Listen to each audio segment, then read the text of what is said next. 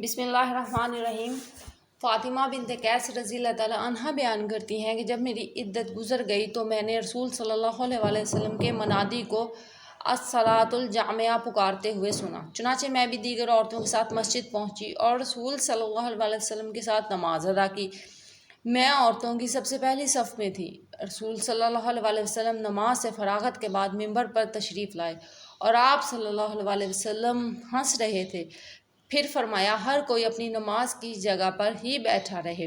پھر آپ صلی اللہ علیہ وسلم نے فرمایا، تم لوگوں کو معلوم ہے کہ میں نے تمہیں کیوں اکٹھا کیا ہے؟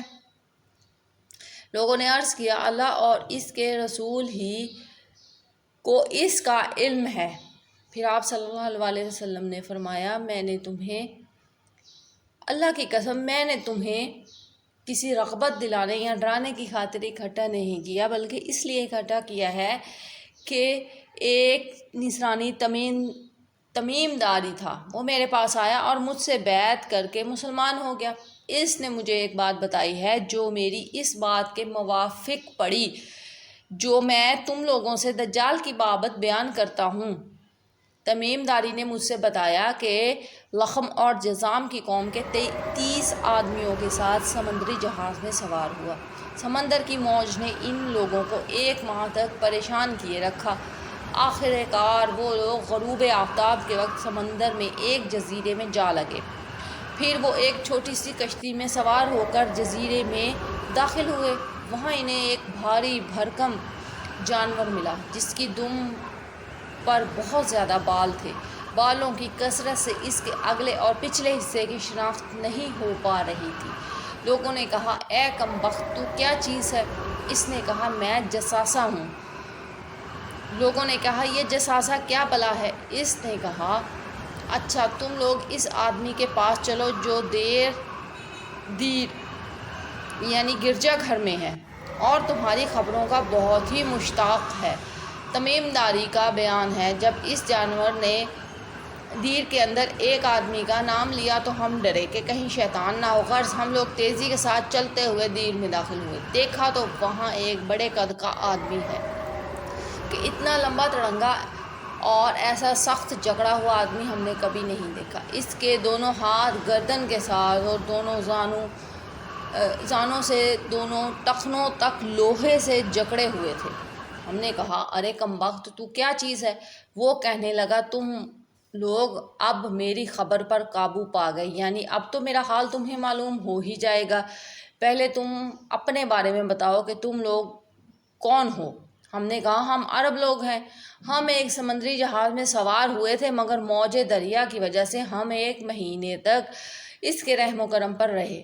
اس طرح ہم تیرے اس جزیرے میں آ گئے۔ پھر ہم ایک چھوٹی سی کشتی میں بیٹھ کر جزیرے میں داخل ہوئے۔ وہاں ہمیں ایک بھاری دم کا بہت بالوں والا جانور ملا۔ بالوں کی کثرت سے اس کے اگلے پچھلے حصے کی شناخت نہیں ہو پا رہی تھی۔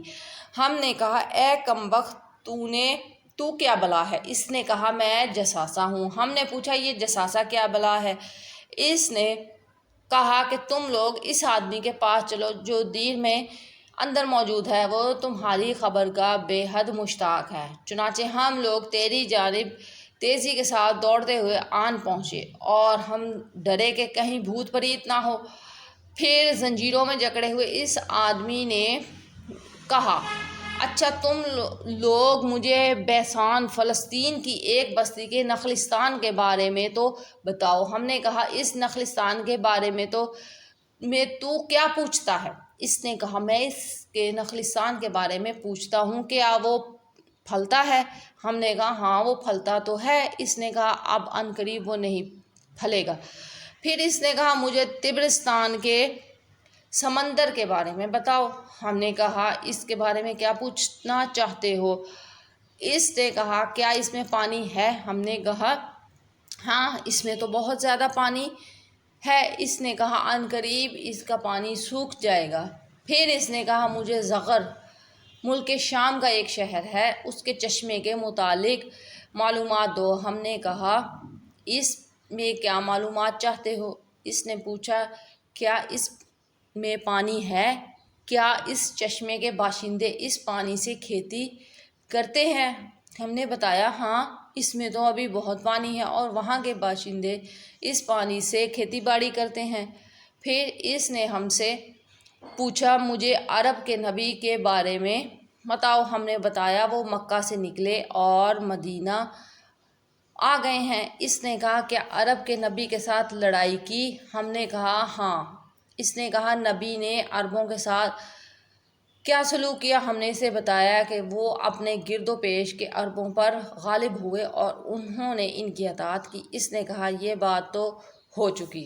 ہم نے کہا ہاں۔ اس نے کہا آگاہ رہو، عربوں کے لیے اس میں خیر ہے کہ وہ اس نبی کی پیروی کر لیں، اور میں تمہیں بتا دوں کہ میں مسیح دجال ہوں، عنقریب مجھے نکلنے کی اجازت دی جائے گی، چنانچہ میں نکلوں گا اور پوری زمین کی سیر کروں گا۔ مکہ اور مدینہ کو چھوڑ کر ساری ہی بستیاں صرف 40 دنوں میں سر کر لوں گا۔ اگر میں مکہ یا مدینہ میں سے کسی بھی شہر میں داخل ہونے کی کوشش کروں گا تو وہاں ایک فرشتہ ننگی تلوار لے کر مجھے اس شہر میں داخل ہونے سے روک دے گا، اور میں اس کے ہر ایک ناکے پر فرشتے ہوں گے جو اس کی چوکیداری کریں گے۔